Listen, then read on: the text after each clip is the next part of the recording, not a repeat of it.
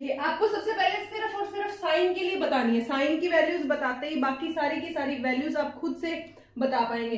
देखिए तो साइन के लिए हम क्या लिखते हैं, 0 1 2 3 और 4 तक टेबल लिखेंगे। उसके बाद में हम इन्हें 4 से डिवाइड कर देंगे। 4 से डिवाइड करने के बाद में सारी की सारी वैल्यूज पे क्या लगा देंगे, रूट लगा देंगे। सारी की सारी वैल्यूज पे रूट लगा देंगे तो देखिए किसी भी जीरो के अंदर अगर किसी नंबर को डिवाइड किया जाता है तो हमेशा क्या बनाता है, जीरो बनाता है। उसके बाद में देखिए अगर आपके पास देखिए 1/4 है तो ये बनेगा 1/2, ये 1 और 2 तो ये क्या बनेगा 1/√2, क्योंकि √1 की वैल्यू हमेशा 1 ही होती है, और ये बनेगा √3/2 और दिस इज 1। क्लियर है? तो हमारे पास ये 5 वैल्यूज आ गई और ये 5 वैल्यू किसकी है, साइन 0 की 0, ये हमारी 1/2 है, 45 की 1/√2 है, 60 की √3/2 है और 90 की क्या है 1 है।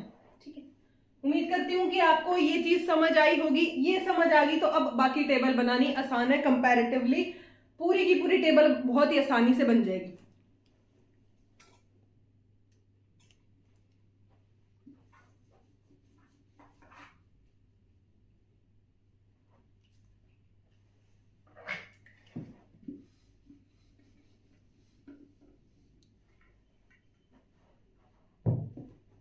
अब इसमें देखिए, अब साइन, अब आप इस वैल्यू को यहां से उठा के इधर से स्टार्ट कर दीजिए, यानी कि जो 90 की वैल्यू है वो किसकी होगी, यहाँ पे 0 की होगी। उसके बाद में यहाँ आएगा √3/2, यहाँ आएगा 1/√2 और यहाँ आएगा 1/2 और यहाँ क्या आ जाएगा, 0 आ जाएगा। ओके, उम्मीद करती हूँ कि आपको ये चीज समझ आई होगी कि हमने साइन की वैल्यूज फाइंड कर ली।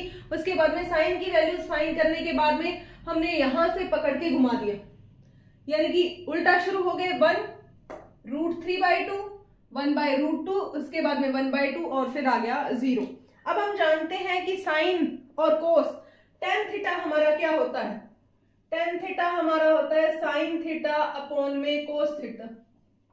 ठीक है, और कोट थीटा इसका उल्टा होता है, तो कोट थीटा क्या होगा, कोस थीटा अपॉन में साइन थीटा, ये चीज होगी।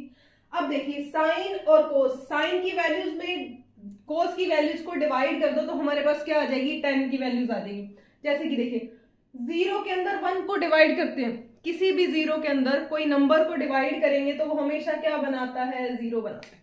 तो हमारे पास tan 0 की वैल्यू 0 आ गई।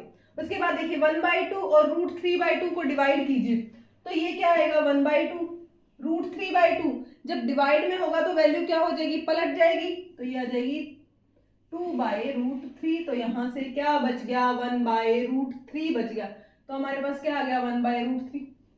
इसी तरह ये दोनों सेम वैल्यूज है, जब डिवाइड में आएगी तो बचेगा 1, यहां देखिए यहां क्या बचेगा, 2 से 2 चला जाएगा तो हमारे पास बचेगा √3। अब 1 के अंदर अगर 0 को डिवाइड करते हैं, किसी भी नंबर के अंदर अगर 0 को डिवाइड करते हैं तो वो हमारी कैसी वैल्यू बनती है, अनडिफाइन, की उस वैल्यू को हम डिफाइन नहीं कर सकते, इन्फिनिटी कह सकते। अब चलिए नेक्स्ट पे बात करते हैं। अब सेम चीज यहां स्टार्ट करेंगे। अब कोट है तो यहां से इसको पकड़ो, यहां से घुमा दो, बिल्कुल, तो ये किसकी इन्फिनिटी यहां आ जाएगा। उसके बाद में यहाँ √3 आएगा, यहाँ 1 आ जाएगा, यहाँ 1/√3 और यहाँ पे क्या आ जाएगा, 0 आ जाएगा।